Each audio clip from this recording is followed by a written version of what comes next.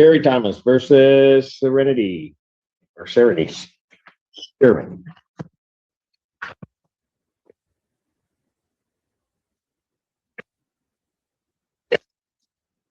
Good afternoon, Your Honor. Under case P7829, representing Mr. Barry, who stands to my left. Mr. Barry, please introduce yourself. Counselor. All right. Your name? Good morning. Good afternoon, Serenity Sturman. All right. Where are we on this case? Your Honor, this is a termination of tenants case. The notice to quit issued to the defendant. We have not come to any sort of a resolution, so we are asking for this time. Ma'am, what's your position now? So what? What's your position on moving? Like, where am I at? Yeah, or do you think that you should have to? So I wrote something out because I have something that I want to say, but I just don't know how to say it unless I'm reading it because I have social anxiety. Okay, go ahead. Okay, so just take me a short minute. So I couldn't retain a lawyer since the last court date, so I wrote down what I want to say. All I want to say is that we have been together the last roughly 10 days, every single night and almost every day. We've been on great terms. We haven't fought unless the dogs or putting my stuff in storage or court was mentioned.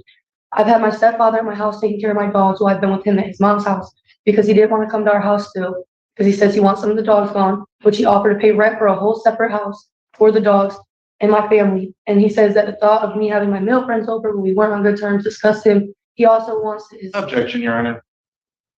To what? Is there a legal point to this? I mean, airing out her dirty laundry in open court isn't exactly... I think your client brought the dirty laundry here. Go ahead, ma'am.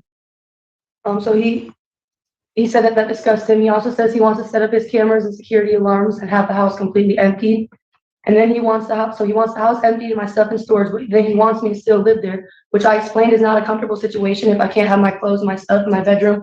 If we're together and I live there, but he can just kick me out and lock the doors whenever he wants. That's the only time we start arguing is that conversation is brought up. But I've been with him at his mom's house because of what I just explained.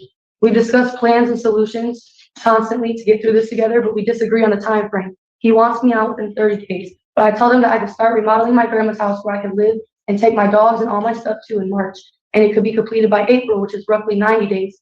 He has money invested in the house and he wants his money back, so he doesn't want to wait the extra 2 months. However, I need this extra 2 months so I can get my house together, move my dogs and my stuff in my house, and then we can work on us. But we'll only have somewhere, we'll each have somewhere to go in the future.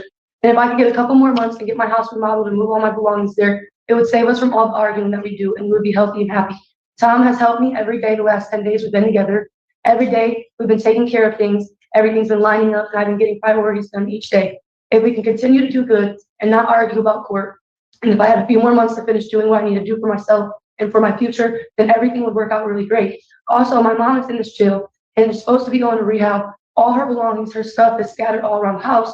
So I've just been praying that she'll be home before the end of the eviction process so she can get her belongings and pack her own stuff up so I'm not stuck doing it by myself. She's been there the whole time I've been there. Tom told me today that he would be okay letting you know that he was okay with 30 days. But if I'm being realistic and truthful, I really need 90 days. I could be back at my grandma's house, comfortable, safe, and happy. It would fix a lot of mental illnesses that I've been suffering with the last year. I just want to be back home. I want to feel secure. In 90 days, that could be done, but I need to wait till it gets warmer to start remodeling my house. I still offered to try to pay him, but he doesn't want to take my money, he just wants that. That's all I have to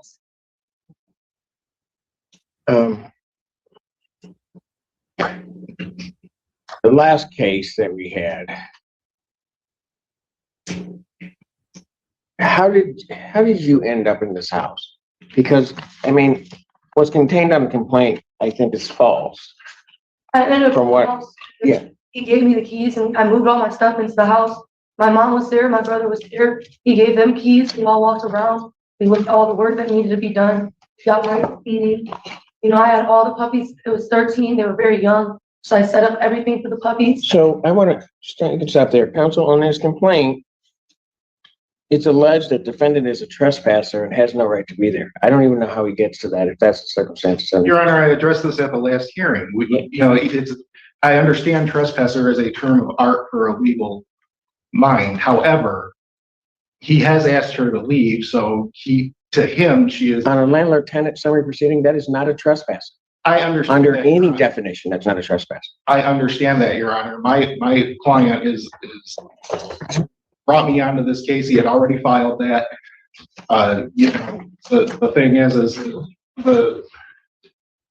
the issue isn't proving a trespass. The issue at hand in this court is that there is a piece of property owned by my client. He has requested it back and he wants possession. Where he's residing, He is not residing in the property, Your Honor. where they were supposed to reside. That was the. So here's my problem, counsel. My problem is, and this was the problem the first time around, is that he somehow or another goes into this place with this young lady. My understanding is, at least from what was said, was that it was bought for her. That's one of her allegations that she has regarding her client. That at some point then, and there's family of hers that's moving into the house. Then at some point he gets sick and tired of her, doesn't like what she's doing, and she remains constantly under the threat of being evicted. And I think it's correct that what she wants to do is she just wants to have herself, and I think probably the most operative words that she said was where she can be safe and secure. And that's what she's trying to do. Because quite frankly, as I see this, I think your client misled this young lady as to her status vis-a-vis him and vis-a-vis this house. And I'm not going to have a piece in a sort of this almost legal fiction that you can invite these young ladies into your house, be there, and then when you decide you're tired or done with them, just boot them into the street. That's not going to happen. It's not going to happen on my watch.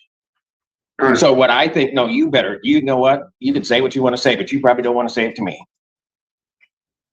So I think what you ought to do, you ought to go out there, talk like civilized human beings, talk to this young lady like she has some value and worth in life. Let her get to the point where she can be safe. That's only going to take a couple of months. Let her do that. She has a plan in mind, and quit like leading her one way, then the other, and then just getting to this court and trying to kick her out, because that's not happening, and certainly not happening, not today. So I'm going to pass this matter. You guys go out there, talk about it, see if you can come to a point at which she'll move out. She says she'll move out. It's just she needs time to do it in an orderly fashion. Pass this case. Probably good. All right, you need to talk to them, and then I'm going to call your case back up. Okay. Oh, okay. A few minutes later. Recall the case of Barry versus Sterling. Good afternoon, Your Honor. Again, Andrew Cates, P78292 for Mr. Barry. Your name again, ma'am?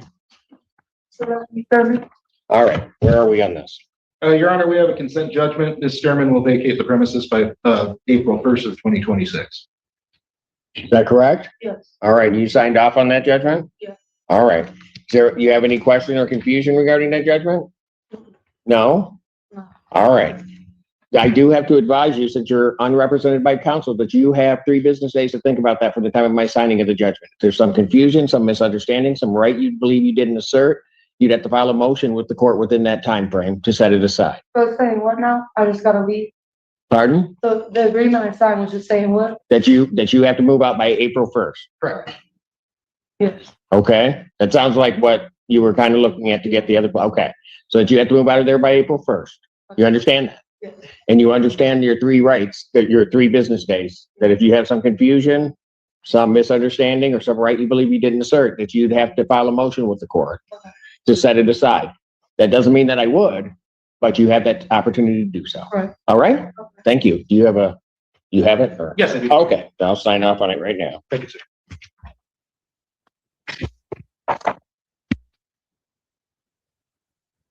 All right, I've signed the judgment. Fantastic. All right, thank you, folks. All right, thank you. Thank you, Your Honor. Thank you.